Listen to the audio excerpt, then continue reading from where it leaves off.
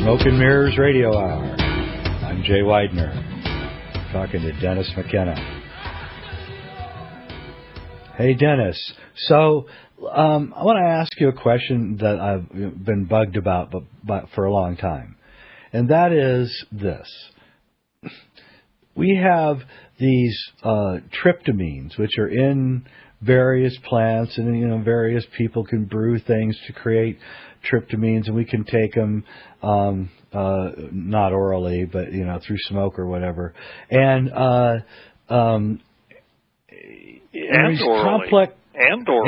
Excuse me. Thank you. And there's these complex chemicals which seem to have no other purpose for their existence except to affect the human mind. And it strikes me as strange because, hundreds of thousands of years and millions of years of evolution, why are the plants wasting their time creating these exotic chemical brews?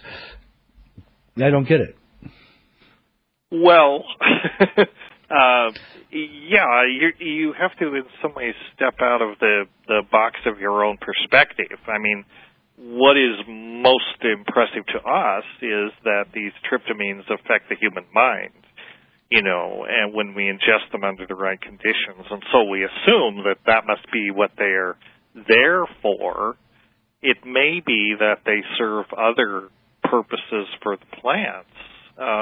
For example, DMT, one of these tryptamines, is very, very close analog of indole acetic acid, which is an important plant hormone that regulates flowering and shoot elongation and other types of differentiation in the growth of the plants. And it turns out that DMT, dimethyltryptamine, might be an inhibitor of this growth hormone.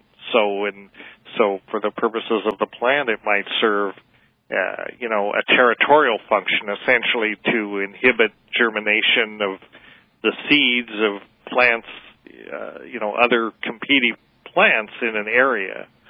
Now that's kind of a pedestrian, possibility, and but that's an example of where the tryptamine might serve a function in the plant that has little or nothing to do with us. However, having said that, the fact that they do have these profound effects on the human mind, what good does that do for the plant? Well, one obvious good that it does, or one obvious way that it might serve the plant, is in the formation of symbioses.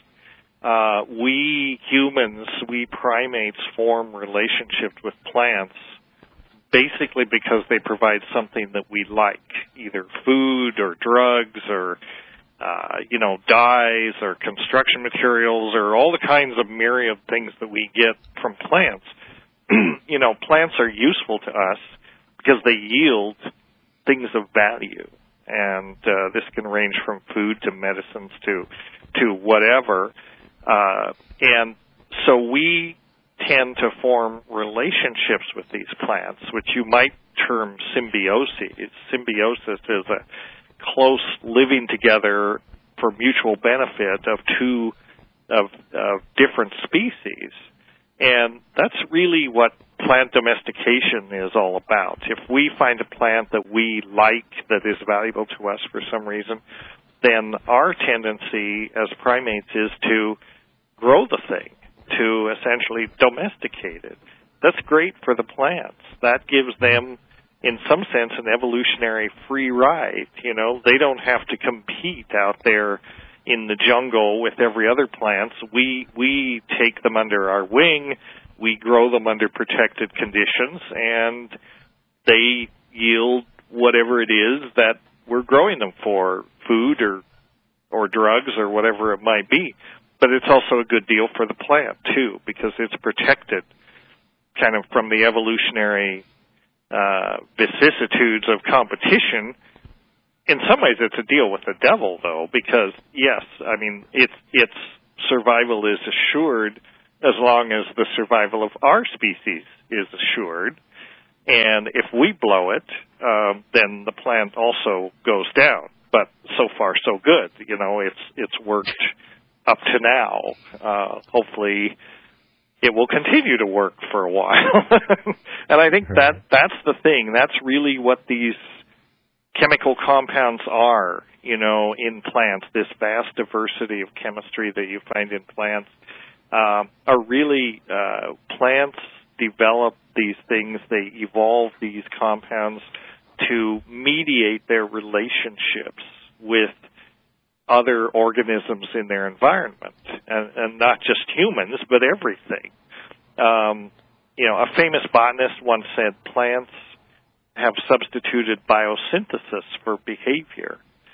And I think that's a profound statement, because animals respond to their environment through behavior, right? We have the flee or fight reaction. We move around. We respond to threats by running away or by engaging it, or, that's how we behave in the ecosystem. Plants don't do that. They are stuck in one place, by and large. They respond to the environment through essentially the language of chemistry. For them, these compounds are messenger molecules.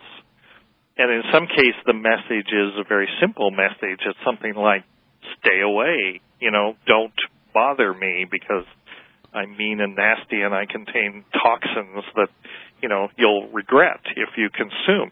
In other cases, the message is more complicated. And I think that's what you run across with the psychoactive plants, is a more complicated message.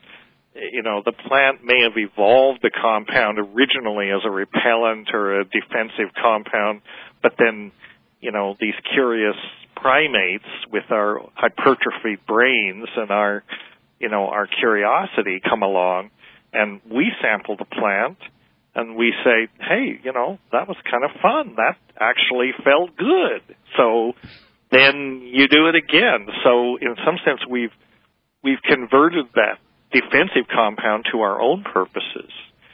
But ultimately, it benefits the plant more, too, because then we're motivated to domesticate the plant, to form a relationship with it, to keep it from being driven into extinction, and so on down through the course of evolutionary time. I think that's how it works, and it's all about plant chemistry. Plant chemistry is regulating the entire ecosystem. Yeah, does that make any sense? It does. It's a great explanation, and oh my goodness, every time we get onto something, we start the music again. All right, okay, we're going to take a break. Jay Weidner, that was awesome. We'll be right back with Dennis McKenna talking about the symbiotic relationship between humans and plants, and in a way, the entire span of human history is this symbiotic relationship. But we'll talk about that when we get back. Indeed, we'll get back to that. Yep. I'm Jay Weidner. Thanks for listening. Smoke and Mirrors.